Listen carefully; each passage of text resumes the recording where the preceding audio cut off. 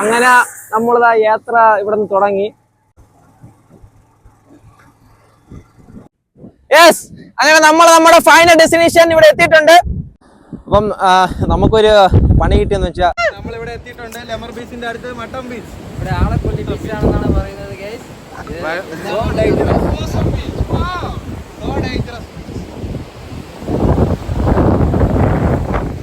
Hello, welcome to my YouTube channel.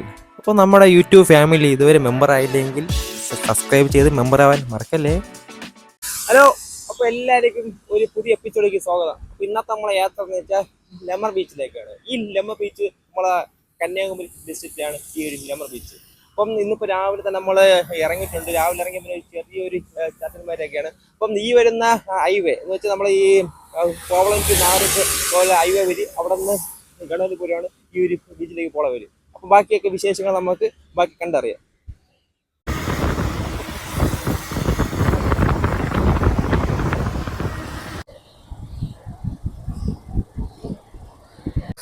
അങ്ങനെ നമ്മളിതാ യാത്ര ഇവിടെ നിന്ന് തുടങ്ങി. ഇത് എടുത്തു പറയേണ്ട കാര്യം എന്ന് വെച്ചാൽ ഈ കാണുന്ന ഈ ഹൈവേ കൂടെയാണ് ഒരു 10-20-25 കിലോമീറ്ററോളം നമുക്ക് അങ്ങോട്ട് പോള വരില്ല. അവർ സത്യം പറഞ്ഞാൽ വേറൊരു വൈവാണ് ഈ ഹൈവേ കൂടി ഇങ്ങനെ പോവാൻ. പിന്നെ നമ്മളെ 1-2 ഫ്രണ്ട്സും കൂടി ഉണ്ട്, ആദർശ് ബാജിയോ. അപ്പം നമ്മളെല്ലാവരും ഈ ഒരു ചാറ്റിൽ മരയുള്ള സമയത്ത് ഇങ്ങനെ ഹൈവേയിലുള്ള ഓരോരോ വിഷലും കാര്യമൊക്കെ കണ്ട് ഇങ്ങനെ ആസ്വദിച്ച് പോവുകയാണ്. അപ്പം നിങ്ങളും ഈ വഴിക്കാണ് വരെ ഏറ്റവും എളുപ്പം. കാര്യം മെയിൻ നമ്മൾ നെയ്റ്റിങ്ങര കളിക്കോളം വരികയാണെങ്കിൽ റോഡ് മോശമാണ്. അപ്പോൾ ഈ ഹൈവേ ആകുമ്പോൾ നമുക്ക് ഏകദേശം ഒരു 1 മണിക്കൂറോളം നമുക്ക് സേവ് ചെയ്യാൻ പറ്റും. കാര്യം നല്ല റോഡാണ്. പിന്നെ കുറച്ച് ഒരു 10 കിലോമീറ്ററോളം നമുക്ക് ഈസിയാണ് ഈ ഒരു പോകാൻ.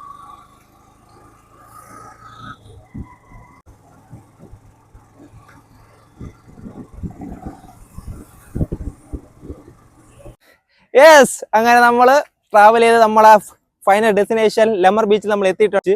പക്ഷേ എടുത്തു പറയുന്ന ഒരു ഇതിനേക്കാൾ എടുത്തു പറയുന്ന കാര്യം എന്ന് വെച്ചാൽ ഇതിന്റെ അടുത്ത് ഈ കാണുന്ന ഈ ഒരു പാടം, ഒരിക്കലും ഇങ്ങനത്തെ ഒരു വിഷ്വൽ ഇവിടെ വന്നാൽ കിട്ടുമെന്ന് എനിക്ക് അറിയത്തില്ലായിരുന്നു.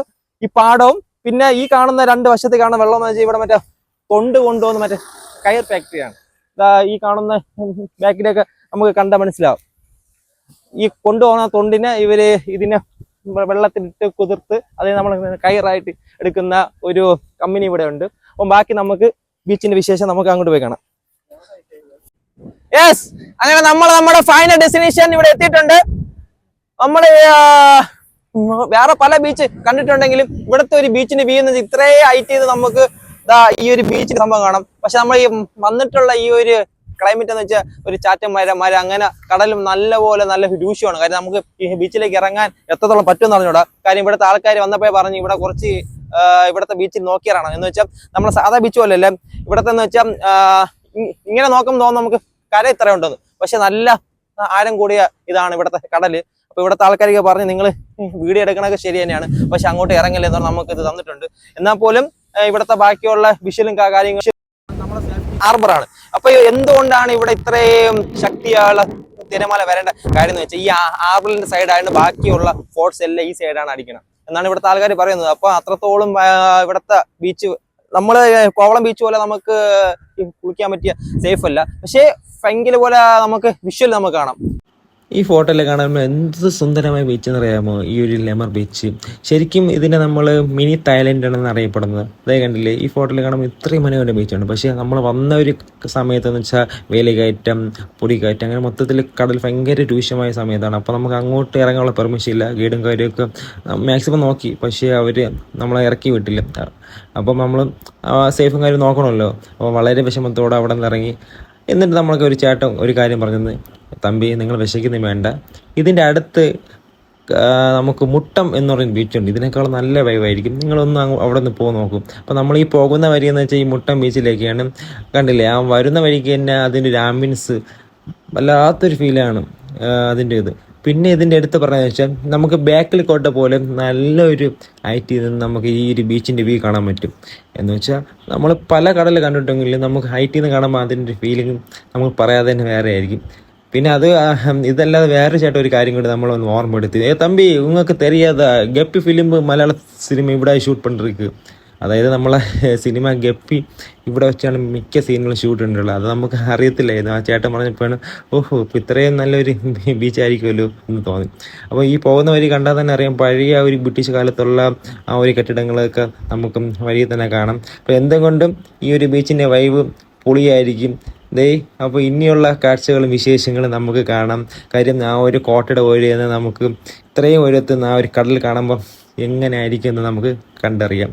അപ്പം നമുക്കൊരു പണി കിട്ടിയെന്ന് വെച്ചാൽ നല്ല കാറ്റും നല്ല മഴയായതുകൊണ്ട് ഇവിടെ നല്ലപോലെ തിര നല്ല ശക്തിക്ക് ഇവിടെ നല്ലപോലെ അടിക്കണം. അപ്പോൾ ഇവിടുത്തെ ഗൈഡും കാര്യം നമ്മൾ അങ്ങോട്ട് ഇറക്കുന്നില്ല. പക്ഷെ എന്നാൽ നോക്കാം കാര്യം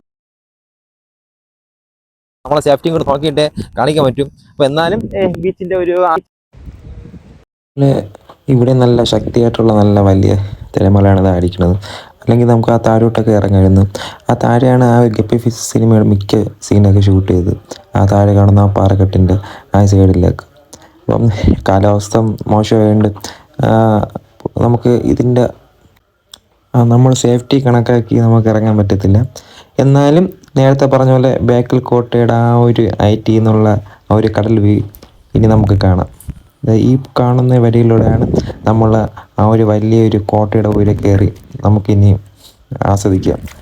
ഇത്ര ഐറ്റിന്ന് കടൽ വ്യൂ കണ്ട എങ്ങനെ ആയിരിക്കും.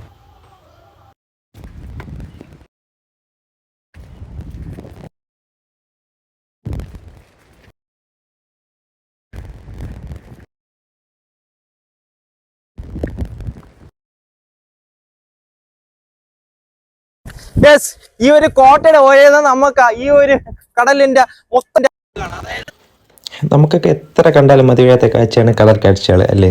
അപ്പോൾ ഇത്രയും ഹൈറ്റിൽ നിന്ന് ആ ഒരു കടലിൻ്റെ 360 വ്യൂയിൽ ഉള്ള കടൽ കാഴ്ച കണ്ട എങ്ങനെയായിരിക്കും. അത് വാക്കുകൾ കൊണ്ട് പറഞ്ഞറിയിക്കാൻ രീതിയിൽ കഴിയാത്ത പോലെയുള്ള ദൃശ്യങ്ങൾ.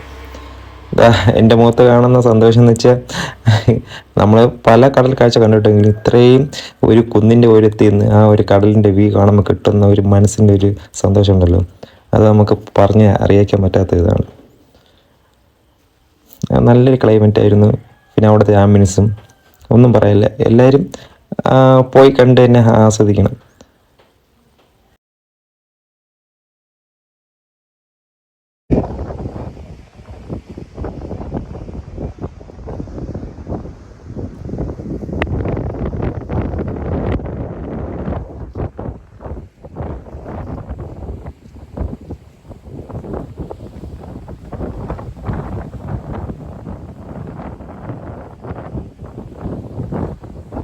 നമ്മളിവിടെ എത്തിയിട്ടുണ്ട് ലെമർ ബീച്ചിന്റെ അടുത്ത് മട്ടം ബീച്ച്. ഇവിടെ ആളെക്കൊല്ലി ബീച്ചാണെന്നാണ് പറയുന്നത് ഗൈസ്.